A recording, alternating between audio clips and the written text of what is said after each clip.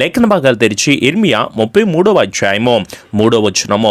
నాకు మొర్రపెట్టుము, నేను నీకు ఉత్తరం ఇచ్చేదను, నీవు గ్రహింపలేని గొప్ప సంగతులను, గూఢమైన సంగతులను నీకు తెలియచేతును. Praise lord.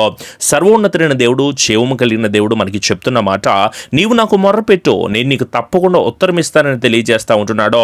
నిజమే, మనం ప్రార్థన చేస్తే దేవుడు గొప్ప కార్యాలు మన పట్ల జరిగిస్తాడు. మనము ఎన్నో పనులు చేయడానికి సమయం ఉంటుంది, కానీ ప్రార్థన చేయడానికి మాత్రము సమయం లేని వారిగా ఉంటున్నాను. దయచేసి దైవ సేవకుడికి మిమ్మల్ని గద్దిస్తూ నేను చెప్పగలను, మీరు ప్రతిరోజు కూడా 2.5 గంటలైనా సరే దేవునికి సమయాన్ని ఇవ్వండి. ప్రతిరోజు కూడా దేవుని ఆరాధన చేయడానికి మీరు సమయాన్ని ఇవ్వండి. దావీదు ప్రతిరోజు ఆరాధన చేసేవాడో. దావీదుకు ఏ పనులు లేవంటే, రాజ్యరికాన్ని దేవుడు చేతిలో ఉంచినా, దావీదు రాజుగా ఉంటున్నా సరే, తన రాజ్యాన్ని పరిపాలన చేస్తున్నా సరే, ప్రతిరోజు దేవుని ఆరాధించడానికి, దేవుని స్తుతించడానికి, దేవుని ప్రార్థించడానికి ఎక్కువ సమయాన్ని ఇచ్చేవాడో. దేవుని వాక్యం చదవడానికి, ధ్యానించడానికి కూడా మీరు ఎక్కువ సమయాన్ని ఇవ్వాలి. దేవుని వాక్యాన్ని చదవలేదా యేసు ప్రభులు వారు? మనం కూడా ప్రతిరోజు వాక్యాన్ని చదవాలి. ఆ వాక్య ప్రకారంగా నడుచుకోవడానికి ఎక్కువగా మనం ధ్యానించే వారిగా ఉండాలి. అలాగే దేవుని పని చేయడానికి కూడా మనం ఎక్కువ ఆసక్తిని కనపరిచే వారిగా ఉండాలి. సువార్తను ప్రకటించడానికి మనము సమయాన్ని ఇచ్చేవారిగా ఉండాలి. దేవుని మందిరానికి వెళ్ళడానికి, దేవుని ఆరాధన చేయడానికి, దేవుని సన్నిధిలో మనం గడపడానికి ఇప్పుడు దేవుని మందిరంగా మనమందరం ఏర్పాటు చేసుకుంటూ ఉంటున్నప్పుడు, దేవుని సన్నిధి అనే లైవ్ ఆరాధనలో మనమందరం కూడా కలిసి ప్రభునామాన్ని మరి ఎక్కువగా మహిమపరిచే వారిగా ఉండాలి.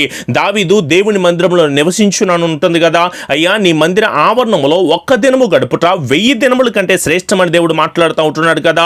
యాకోబు ఎక్కువ సమయాన్ని దేవునికి ఇచ్చాడు, దీవెనలు పొందుకున్నాడు. ఏశావు సమయాన్ని ఇవ్వలేదు, ఏమైపోయాడు చెప్పండి? శాపగ్రస్తమైన జీవితాన్ని పొందుకున్నాడు. గెహజీ మాత్రము సంపాదన కోసమో తనకు అధికమైన సమయాన్ని ఇచ్చాడు, ఏమైపోయాడో? చివరికి వ్యాధితో, రోగముతో ముత్తబడే వారిగా ఉంటున్నాడు. అయితే ఇక్కడ దేవుడు మనకి చాలా క్లియర్గా చెప్తున్న మాట, మనము దేవాది దేవునికి మొర్ర పెట్టుకోవడానికి గనక తగిన సమయాన్ని ఇస్తే ఆయన మనకు ఉత్తరం ఇస్తాను అని తెలియచేస్తూ ఉంటున్నాడు. మనము గ్రహింపలేని గొప్ప సంగతులైనా సరే, గూఢమైన సంగతులైనా సరే మనకు తెలియచేస్తానని దేవుడు మనకి వాగ్దానముతో కూడిన కొన్ని మాటలను తెలియచేస్తూ ఉంటున్నప్పుడు, ఇక్కడ మాట ఇచ్చినది మనిషి కాదు, సర్వోన్నతుడైన జీవము కలిగిన దేవుడే. సో మనమందరం కూడా ఈ రోజు నుంచి మొరపెట్టే వారిగా ఉందాము. గడిచిన 6 రోజులు మీరెంతో చక్కగా శ్రేష్టంగా దేవునికి మొరపెట్టుకుంటూ, వేడుకుంటూ, లైవ్ ఆరాధనలో పార్టిసిపేట్ చేస్తూ మీరెంతో చక్కగా ఆరాధన పూరితమైన ఆత్మీయమైన అనుభవాన్ని మీరు పొందుకున్నారో, ఈ రోజు కూడా మీరు తప్పకుండా వదిలిపెట్టకుండా, విడిచిపెట్టకుండా ప్రార్థననే ఆయుధాన్ని చేత్తో పట్టుకుని మీరందరూ కూడా ప్రార్థన చేయండి. మీలో ప్రార్థన చేయలేకపోవడానికి గల కారణం ఏమిటి అంటే, వాక్యానికి లోబడలేని స్థితిలో మీరు ఉంటున్నారో. వాక్యము మనకు ఏ ప్రకారమైన విషయాలను తెలియచేస్తూ ఉంటుందో ఆ వాక్య ప్రకారంగా మనమందరం జీవించే వారిగా ఉందామో. మీరు దేవుని వాక్యానికి లోబడకుండా, దేవుని మాట ప్రకారంగా నడుచుకోకుండా మీరెంత ప్రార్థన చేసినా అది వృధా ప్రయాస ప్రార్థనే. మీ హృదయంలో పాపం ఉంచుకుని మీరు ప్రార్థన చేస్తున్నా సరే, దేవుడు మీ పాపుల ప్రార్థనను మాత్రమో ఆలకించునని చాలా క్లియర్గా చెప్పాడు. మనమందరం కూడా పాపము చేస్తూ దేవుని సన్నిధిలో మొరపెట్టుకుని దేవుని వేడుకుంటే గనక దేవుడు మన ప్రార్థనను మాత్రం ఆలకించునని చాలా క్లియర్గా చెప్పాడు. వేషధారుల ప్రార్థన నేను ఆలకించునని, విశ్వాసంతో కాకుండా సందేహిస్తూ నువ్వు పెడుతున్న మొరలు నేను ఆలకించును అని, గర్వంతో నువ్వు చేస్తున్న ప్రార్థన నేను ఆలకించునని, ఇతరుల అపరాధనలు క్షమించడానికి నిరాకరించే నీవు, ఇతరుల పాపములు క్షమించలేకుండా ఉండే నీవు, నీ శత్రువును కూడా ప్రేమించలేని నీవు, నీ సహోదరులను కూడా ప్రేమించలేని నీవు, నువ్వు ప్రార్థన చేస్తుంటే దేవుడు ఎందుకు నీ ప్రార్థన ఆలకిస్తాడు? దేవుడు ఎందుకు నీ ప్రార్థన ఆలకించాలి? ఒకసారి ఆలోచన చేయండి మీరందరూ కూడా. మనమందరము దేవునికి ఇష్టానుసారమైన బిడ్డలుగా ఉండాలి అన్న, మనకు గ్రహింపలేని గొప్ప సంగతులు తెలియచేయబడాలి అన్న, గూఢమైన సంగతులు దేవుడు మనతో మాట్లాడాలి అన్న, దేవుడు మన పట్ల కలిగి ఉన్న ప్రణాళిక, ఆయన ఆలోచన, ఆయన తలంపులో, ఆయన విధానాలన్నీ కూడా మనకి తెలియాలి అన్నా సరే, మనము తప్పకుండా దేవునికి మొర్ర పెట్టుకుంటూ వేడుకునే వారిగా ఉందామో. ఒక విశ్వాసి ప్రార్థన చేయకపోతే గుడ్డుబోతిగా మారిపోతాడండి. ఒక విశ్వాసి ప్రార్థన చేయకపోతే, దేవుని సన్నిధిలో ఆరాధన చేయకపోతే ఒక తిట్టుబోతిగా మారిపోతాడు, ఒక తిరుగుబోతుగా మారిపోతాడు, ఒక పొగరుబోతుగా, ఒక నిద్రబోతుగా మారిపోయే వారిగా ఉంటున్నారు. దయచేసి గమనించండి. మీలో ఇంకా తిండిపోత ఆత్మను కలిగి ఉన్నారేమో, తాగుబోతు జీవితాన్ని కలిగి ఉన్నారేమో, సోమరిపోత ఆత్మ కలిగి ఆసక్తి లేకుండా అనాసక్తిగా జీవిస్తూ ఏదో ఆదివారమో శుక్రవారమో దేవుని ఆరాధన చేద్దామనే భ్రమలో బ్రతుకుతున్నారేమో. దేవుని వాక్యం మీతోనే మాట్లాడుతూ ఉంటుంది. మీరు కష్టాన్ని అనుభవిస్తున్నారో, నష్టాన్ని అనుభవిస్తున్నారో, శ్రమల్ని అనుభవిస్తున్నారో, జీవిస్తున్నారో, ఎన్నో బాధాకరమైన పరిస్థితులు గుండా మీరు వెళ్తున్నారో, మీ కష్టాలు కన్నీళ్లు చెప్పుకోవాలంటే పుస్తకాలైనా సరిపోనని భయంకరమైన బాధలో ప్రతిరోజు కూడా అనుభవిస్తూ వేదనకరమైన పరిస్థితులు గుండా వెళ్తున్నావో, అయినా సరే మనం జ్ఞానము లేని బిడ్డలుగా ఉంటే ఎలా చెప్పండి? లోకస్తులు కూడా అలాగే జీవిస్తున్నారు, మనం కూడా అలాగే జీవిద్దామా? అవమానాలు పొందుకున్నామని చెప్తున్నావు బ్రదర్, నేను ప్రతిరోజు దుఃఖముతో ఉంటున్నాను, నాకు ఈ కార్యాలు జరగట్లేదు, నాకు ఈ పనులు జరగట్లేదు, నేను అనుకున్న రకంగా కార్యాలు జరిగించబట్టలేదు అని చెప్పేసి బాధపడతా ఉంటున్నావో, కుటుంబంలో వేదనలు బ్రదర్, అనారోగ్యాలతో ఉంటున్నానో, అవమానాలతో, నిందలతో, శ్రమలతో, వివాహాలు లేక, జాబులు లేక, గర్భఫలాలు లేక నా బిడ్డలు పాడైపోతున్నారండి, అనుకున్నది జరగట్లేదండి, ఎన్నో రకాలైన కోర్టు సమస్యలతో, అక్రమ సమస్యలతో, ఎన్నో వేదనకరమైన పరిస్థితుల్లో నేను ఉన్నానయ్యా అని చెప్పేసి ప్రతిరోజు కూడా బాధపడతా ఉంటున్నారు కదా. మీరు ఎన్ని చేసినా, ఎన్ని కార్యాలు చేసినా సరే మీరు సర్వోన్నతుడైన దేవాది దేవునికి మొర్ర పెట్టుకోవడం మీరందరూ కూడా నేర్చుకోండి. దేవుడే కృపను దయచేస్తారో, ఆయనే మనకు ఎన్నో విషయాలను, ఎన్నో అమూల్యమైన విషయాలు, ఎన్నో దర్శనాలను దేవుడు మనతో మాట్లాడతాడు. కానీ మీ కడుపే మీకు దేవుడిగా కనిపిస్తూ ఉంటుందేమో, చాలా జాగ్రత్త. మీరు తప్పకుండా ఉపవాసం ఉండండి. శుక్రవారం లేదు, శనివారం లేదు, ఆదివారం లేదు, ఏ రోజు తేడా లేదో వరుసగా 21 రోజులు ఖచ్చితమైన ఉపవాస క్రమాన్ని మనమందరం పాటిస్తూ దేవుని పాద సన్నిధిలో మనము వేడుకునే వారిగా ఉందాము. ఒకవేళ మీరు ఇంకా దేవునికి లోబడలేని స్థితిలో ఉంటుంటే మరొకసారి దైవ సేవకుడిగా మిమ్మల్ని అందరినీ ఆహ్వానిస్తూ ఉంటున్నాను. రండి, మీకున్న గర్వపు మనస్సును మీరు వదిలిపెట్టండి, మీ ప్రార్థనలు తగ్గించుకుని మీరు ప్రార్థన చేయండి, మీ చెడు మార్గములన్నిటిని మీరు వదిలిపెట్టండి, పరిశుద్ధ జీవితాన్ని మీరు జీవించండి. పాప సహితమైన జీవితంలో ఇప్పుడు దాకా జీవిస్తూ ఉంటున్నారేమో.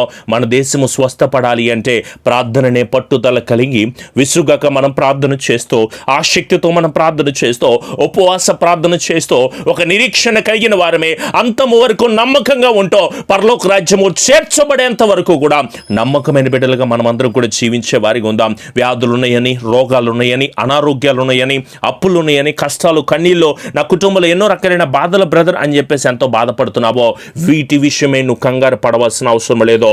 నా దేవుడు మిమ్మల్ని పూర్ణులుగా చేసి స్థిరపరిచి వాటన్నిటి నుంచి పూర్తి విడుదల తప్పకుండా దయచేస్తాడు. కానీ మీరందరూ కూడా నా దేవాది దేవునికి 2 హస్తాలు ఆయన వైపు చాచి కనుక మీరు ప్రార్థన చేస్తే గొప్ప జయాన్ని మీరందరూ కూడా పొందుకుంటారు.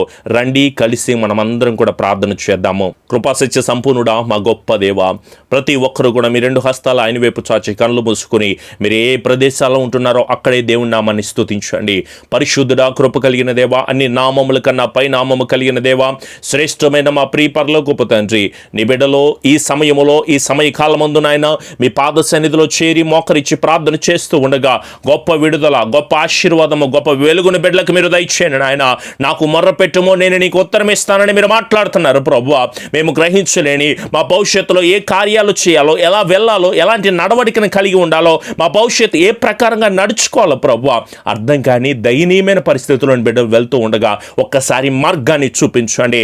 సకల దురాత్మ శక్తులన్నీ కూడా యేసు నామములో లయం అవడానికి నీ బిడ్డలను అడ్డగిస్తూ, నీ బిడ్డలు దురాత్మ శక్తులతో పీడించబడుతున్న ప్రతి ఒక్క నామమును, ప్రతి ఒక్క క్రియను, ప్రతి ఒక్క దురాత్మ శక్తులన్నిటిని కూడా యేసు నామములో బిడ్డలకు పూర్తి విడుదల కుటుంబాలకు దయచేయండి నాయన.